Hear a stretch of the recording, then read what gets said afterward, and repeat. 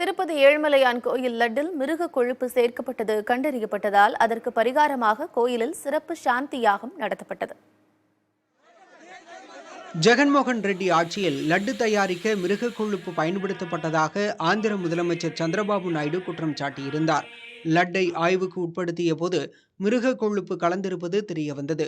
இது தொடர்பாக விசாரிக்க சிறப்பு புலனாய்வு குழு அமைக்கப்பட்டுள்ளது. இதனிடையே புரட்டாசி மாத பிரம்மோற்சவம் இன்னும் சில நாட்களில் தொடங்கவிருக்கும் நிலையில் அதற்கு முன்னதாக மகா சாந்தி யாகம் நடத்தி கோயிலை புனிதப்படுத்தும் நடவடிக்கைகள் எடுக்கப்பட்டுள்ளன.